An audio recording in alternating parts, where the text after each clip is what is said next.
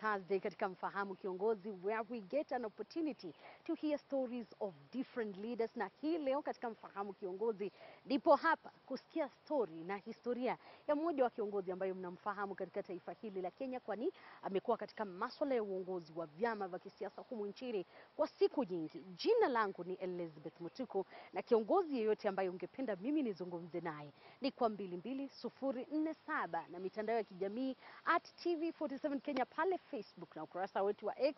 Na kauli yako siku zote inakubalika, na kiongozi yeyote ambaye ungependa nizungumze nami nipo hapa, nitamtafuta. Andamana nami hadi tamati wakati ambapo tunasikia hii story na historia. Hi Mosh, how are you? Fine, thank you. Been a minute. Nimekutafuta, lakini nimefurahi siku hii ya leo. Asante Riz. Nimekupata. Ukweli. Nikajua wewe ni mtu mwenye kazi nyingi, lakini kabla sijaanza hizi kazi. Anne Nderitu ni nani? Anne Nderitu ni mama ambaye ni mama wa watoto 4. Yes. Pia ni bibi ya Bwana Nderitu.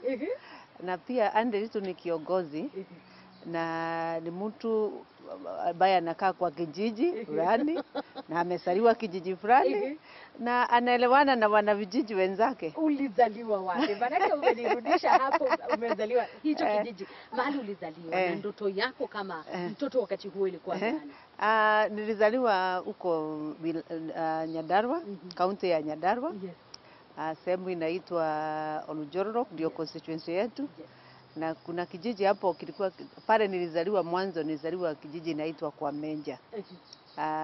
Baadaye hapo tukasoga tu kidogo kama familia, tukaenda kijiji inaitwa Karadi. Katika familia watu wangapi tukitembea?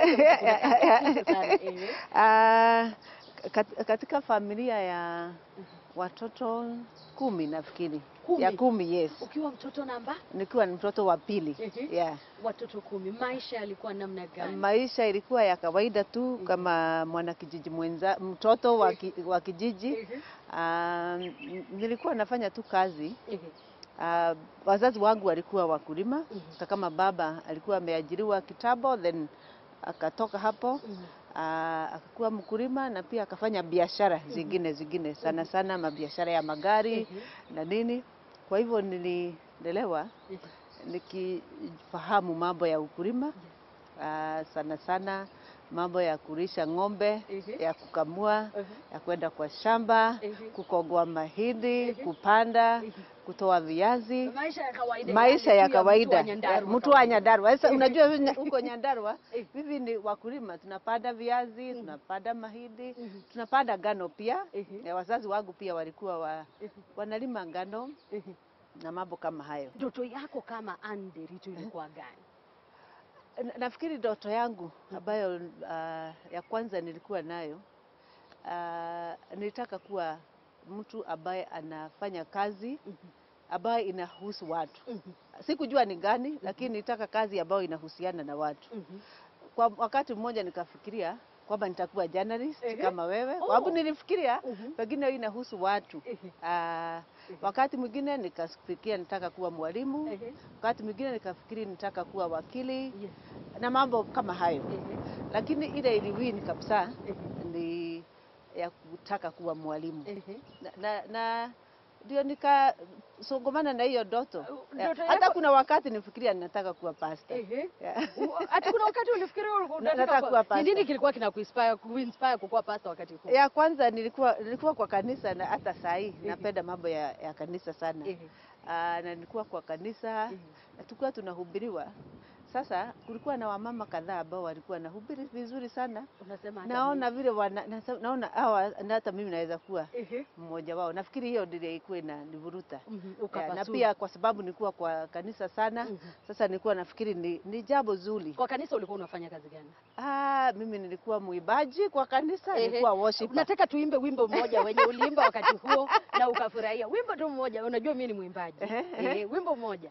Sasa nitakumbuka gani? Kamoja tu hivi, kamoja tu kwenye unakumbuka wakati huo.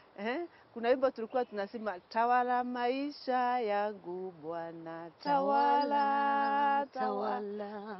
Tawala maisha yangu Bwana, tawala ewe Bwana. Do you still sing? I still sing in church. But now I don't read. Mshahara wako wa kwanza ulikuwa pesa ngapi? Ilikuwa 1400. 4,800. Ilikuwa pesa mingi. Ilikuwa pesa mingi kwa sababu sasa huyu ni mwanafunzi ametoka shule na pia hukuwa na mambo ingine mengi.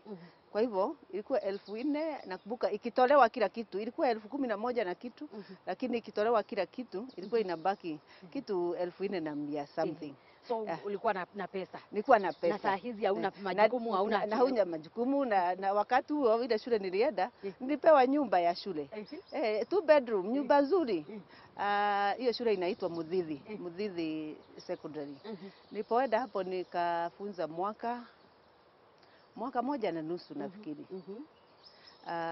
Mwaka 1.5 mimi ni mwalimu wa Kiingereza na fasihi literature.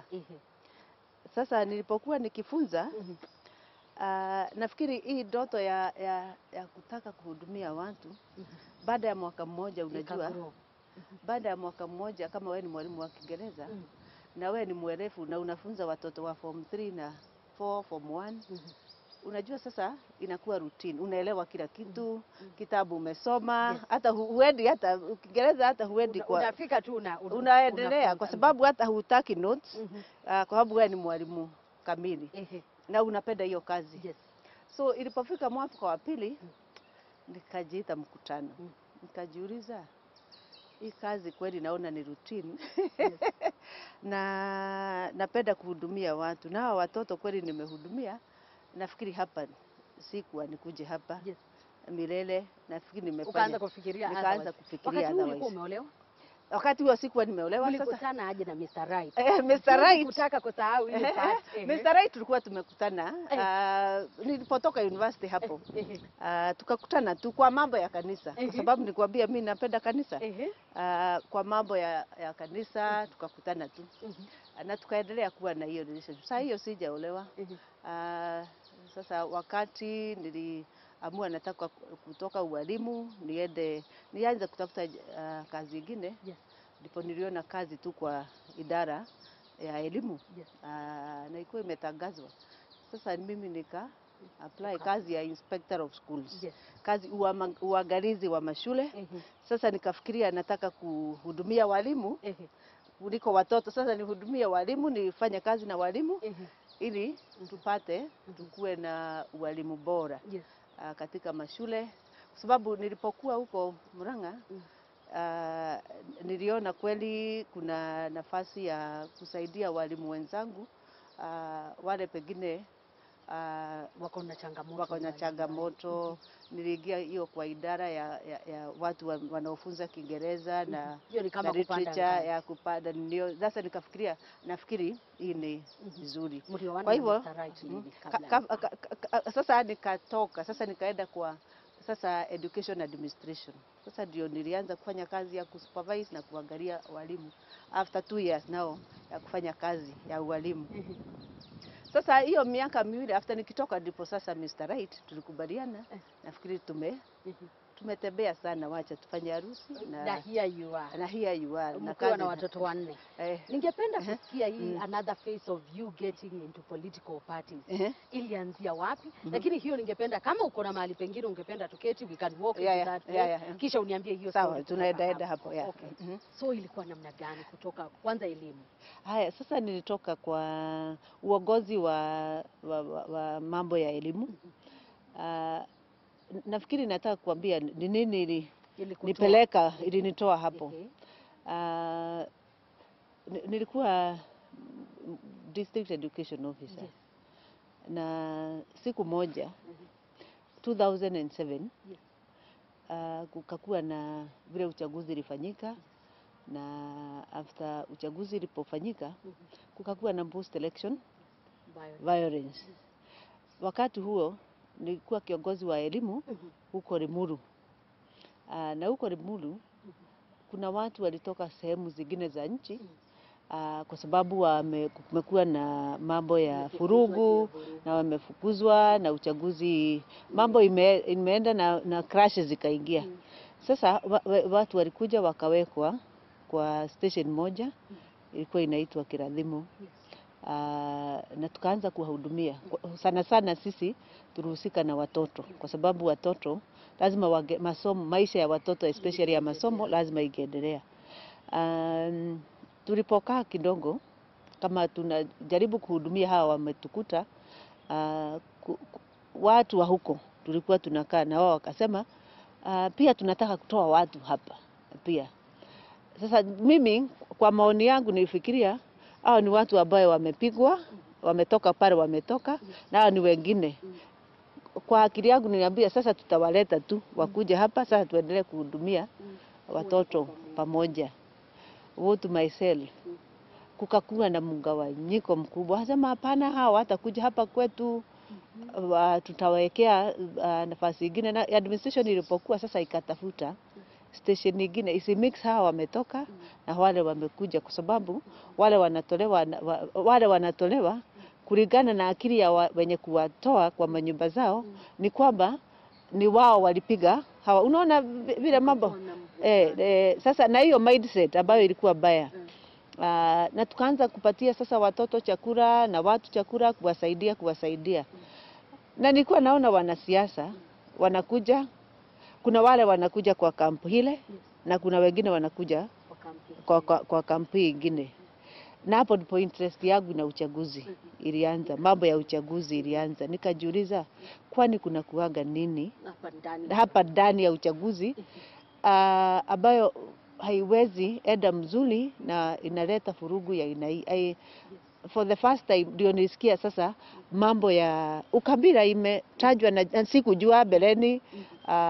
Sasa nikaona hiyo mambo lazima kukuwe na watu wana roho ya kinchi, nationalhood, ambao watamanage mambo ya siasa, mambo ya uchaguzi, ili waone watu wote kama wametoshana, kama Wakenya wote, na wakuwe na maridhiano. Sasa 2009 IBC ECK ikafujwa 2008, 2009 ikakuja IEC ambayo ilikuwa interim commission ambayo itasimamia mambo ya uchaguzi kitambo watengeneze sasa IBC. Sasa walipotangaza kazi, kwa ile interest yangu ya kutumikia watu, kwa sababu mimi nilikwambia interest yangu tangu utotoni ilikuwa pale watu wako na watu wanataka huduma na wataka usaidizi. Nilikuwa na hiyo moyo ya kutaka kukaa hapo kusaidia na kuongea na watu, kuambia hii sio nzuri, hii ni nzuri, wacha tufanye hii nchi yetu. Hiyo ndio ilini drive nikafanya ni apply hiyo kazi kwa tume hiyo ya muda. Na kwa bahati nzuri au kwa baraka ya Mungu nikapata nafasi kwa tume ya uchaguzi hiyo ya muda, na nilifanya kazi hapo kutoka hiyo 2009. Wakati huo mume wako alikupa support katika masuala ya uchaguzi? Ya, mume wangu amekuwa akinipea support. Ile jambo moja tuelewana, na pia amekuwa msaada mkubwa. Ni kwamba aliniambia wewe unakaria, baba yako na mama yako walikusomesha na walitaka ukue kitu. Na wewe pia ukiwa na utoto ulikuwa na ndoto. Sasa wewe endelea na ndoto zako na mimi nitaendelea na ndoto zangu. Tujenge familia pia, lakini tusupport ndoto ya kila mtu na mwenzake. Ukiwa na ndoto tunakaa chini tunaongea, hii ndio mwelekeo ambao ni very rare kwa ukweli. Nafikiri nataka kushukuru pia bwanangu, amenisupport sana katika masuala yote, decisions zangu zote za kikazi ninafanya na nimemweleza nafikiria nataka kufanya hivi, anaambia hii ni nzuri, ukitaka fanya hivi, ile vile tu unaweza correct that. Watoto wane, Mr. Nderitu wako hapa kama mume na kazi ambazo zinakuhitaji. Manake wanawake wengi watakwambia sitaingia katika uongozi manake mimi I have to take care of my family. How do you balance it? Ya kwanza ukweli you need special grace. Lazima kuwe na neema ya Mungu nyingi ya kufanya hiyo kazi zote. Ya kwanza ni kujua praise ya familia. Hakuna kitu unaweza exchange na familia.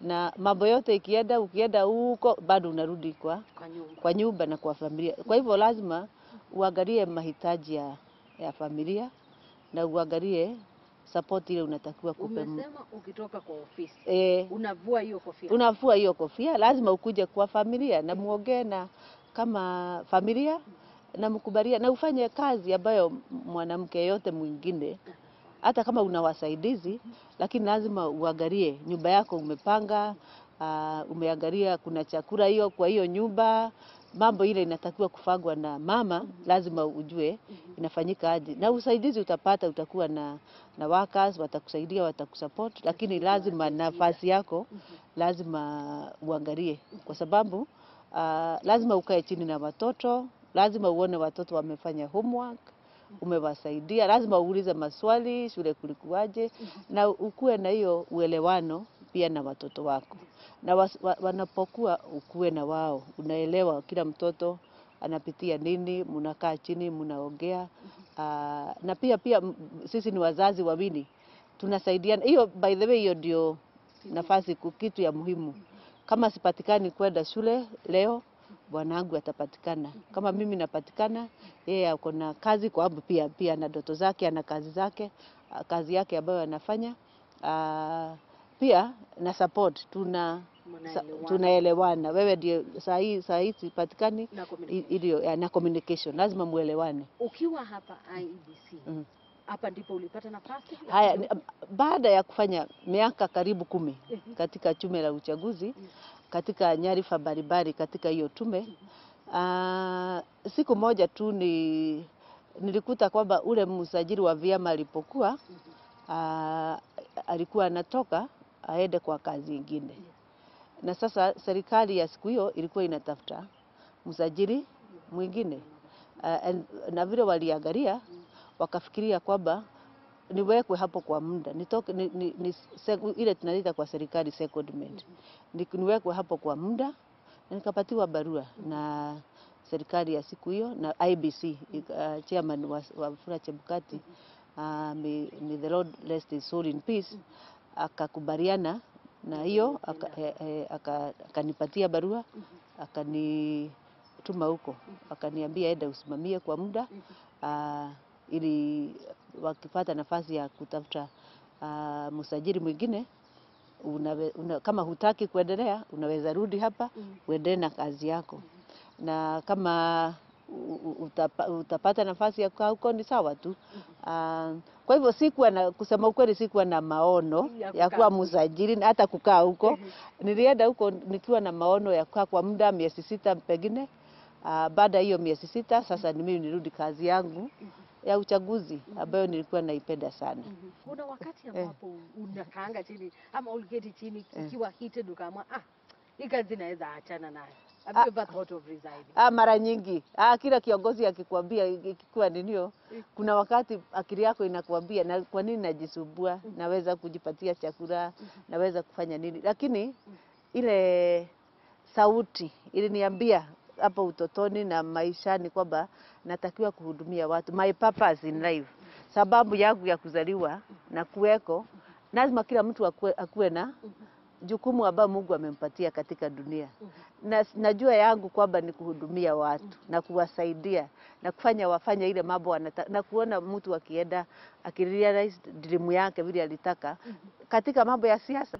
The ruling party ama any other party inataka kukuwa twist? Sio ruling party, all parties want to twist you. Parties zote kazi yao, because ni siasa, lazima wajaribu sisi tunataka kupenya hii. Sio kusema ni ruling party, every party. Kwanza kukiwa na mvurutano ndani ya chama, kila party na kila politician anataka ukue pande yake, na usimuze kwa ajili yao. Sasa lazima ujue kwamba wewe umewekwa hapo na wananchi wa Kenya na ufuate sheria, na pia usaidie hao wanasiasa wote waelewe sheria, na pia wasaidie pia wakamilishe ndoto zao. Kwa sababu huwezi kwenda ukiwa ndoto za watu. Wanasiasa ni watu hubadilika kutoka mrengo huu kwenda huu. Uli alichaguliwa hapa, akachaguliwa huko, akaenda huko, kama ilivyo kwa unajua wakati huu, najua wewe umepeana sajili yako bungeni, walio wengi walio wachache. Ni kitu ambacho kimejiri mara tena. How do you balance that? Ni nini ambayo inakupa kigezo? Maana huyu aliama na unajua sheria ya vyama jinsi ambavyo inasema. Ya kwanza lazima uelewe siasa, nafasi ya siasa inakuaga fluid. Ni nyepesi sana, Na wanasiasa wakibadilika, msajili hawezi hatakiwi abadilike, kwa sababu msajili yeye ndiye amewekwa kama barometer ya kuona kwamba kila mtu anajaribu kufuata sheria. Sasa wewe huhami na wanasiasa, wewe unakaa pale ulikuwa hata wakikuchukia lazima ukae hapo sheria na vile sheria inasema na for the common good ya nchi yetu. Some of the greatest lessons umechukua katika kazi ambayo umefanya kwa huo wakati ni kama vipi? Ya kwanza, kama wewe unataka kuwa kiongozi, especially wa kuongoza katika ofisi za umma, lazima ujue umewekwa hapo kwa sababu ya imani. Watu walikuangalia wakafikiria unaweza aminika kwa hiyo kazi. Nafikiri ya kwanza ni kuwa mwaminifu kwa hiyo kazi na kufuata vile mujibu wa sheria unasema. Hata kama kuna watu watakasirika saa ingine na ingine, lazima ujaribu kuangalia kwamba wewe ndiye muangalizi wa hiyo sheria ambayo umepewa. Ya pili ni kwamba lazima upende watu ambao unahudumia, na narudishia hiyo kwa sababu saa ingine unaenda kwa ofisi ya umma unakuta mtu amekasirika na amewekwa hapo atumikie watu, lakini amekasirikia watu ambao anatakiwa kutumikia. Lazima utumikie watu kwa heshima na lazima utumikie hawa watu, hata kama mtu ni mzuri au ni mbaya, umpatie nafasi yake na ujue kwamba hao watu ndio wamekupatia kazi. Kama hawakuji kwa hiyo ofisi yako na hawatafuti service kwa institution, ni kusema kwamba wewe hutaki kuwa kazi. Maswali ambayo nitauliza, I want one word answer, but it's a quick fire sir. Your greatest color, your favorite color? My favorite color is brown. Your favorite meal? Ugali and very nice spinach. Your favorite read? My favorite read is autobiographies. I read many autobiographies of different readers. Your mentor? I look up to Michelle Obama. I like how she does business. Yes. Your favorite sport, where I can find you randomly? Golf.